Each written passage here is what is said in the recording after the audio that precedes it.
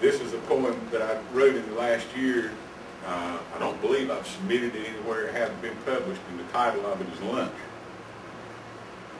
Pulling into the restaurant parking lot, 11:20 a.m. on a Friday morning. Inside, the senior citizens sit at tables, mostly in pairs, but occasionally with adult children and maybe grandkids. I know they dine early because they can't sleep. They've been up since the sun and often before, silently drinking coffee and watching the morning news, a piece of toast or a bran muffin consumed out of habit. Like me, they wish to get in and out. The noontime traffic can be confusing when your dexterity has been impeded by time and your thoughts are seldom in the present. The rush of the working people is too much of a challenge as the busboys break in the buffet line to replenish the quickly vanishing morsels.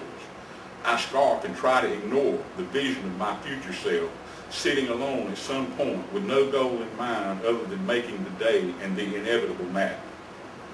A $2 tip, a visit to the checkout, and it's on to whatever my world is. Stepping into the brightness and lighting a smoke, I notice a 30-something man drive up in a late model Chevy. A woman in a parked car gets out and locks her door. She eases in beside him, her lips not moving. I can imagine her fondly touching his leg. I can imagine a Holiday Inn in another town. Recently, I've been considering the work of Jack Spicer, and for a variety of reasons.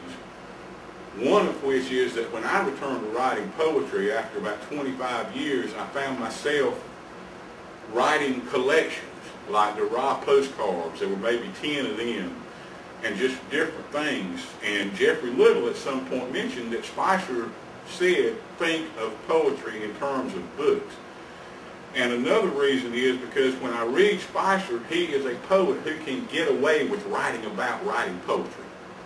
You know, a lot of times when we do that, or when a lot of poets do it, it's because that's what you're thinking about. You can't write about anything else, and it doesn't work. It's like a lot of love poetry.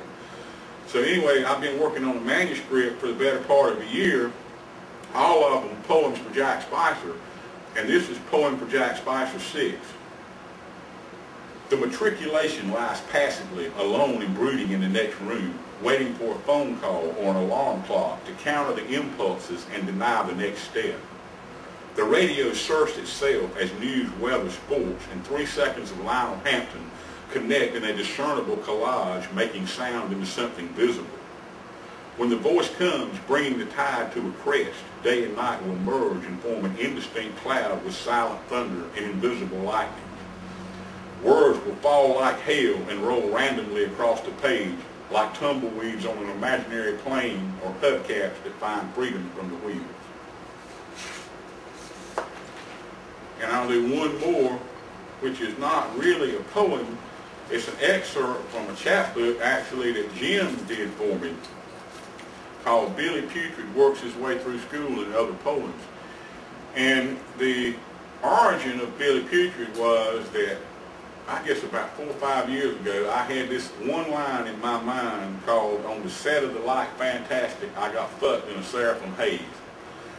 So from that line, I made a poem, and for no definable reason whatsoever, I entitled it, Billy Putrid Works His Way Through School. Well, over a couple of years, I began to, who is Billy Putrid? The first thing I thought about was a town bum that we had. You know, back before you had street people, you had the town bum who was a street person but not defined as such and part of the community. So one day in a rainstorm, we're like 12 years old, sitting under a tree out in the rain, and the bum walks up and just says, the rain, I'm glad for the rain. It makes the stuff go straight and tall. And so he becomes part of Billy Putrid. And then I think about Aqualung in the Jethro Tull song. Aqualung becomes part of Billy Putrid, and I become part of Billy Putrid. And so all of a sudden there's a creation there, a voice to come from, and I wrote a series of poems, but this one is part of one called Billy Putrid Rants, which I actually subtitled as Narrative Prosody, because a lot of it reflects my philosophy of life in a lot of ways. It's kind of long, I apologize for that. Listening to the topics of the day, he expects the same old, sports, the weather, the gossip of the moment. After all, small minds talk about people. An answer to a question that he didn't hear sets him off. I don't know. That's just the way it is. Bill looks up and glares, his deep voice spewing like an ancient volcano. Is that really the way you people think? They're startled as they watch him light a smoke. What you mean, Billy? The salesman asks. Just the way it is a goddamn excuse, the kind people make when they're scared or lying. Just the way it is a meteor crashing down on your house, a deer jumping through your windshield, a hurricane tearing off your roof, or getting struck by lightning. Just the way it is the reason fools don't understand God. The salesman glances at the listeners, a condescending smile flashing privately in their direction. The old man pulls hard on his Marlboro. The smoke comes billowing forth, adding to the ever-present cloud.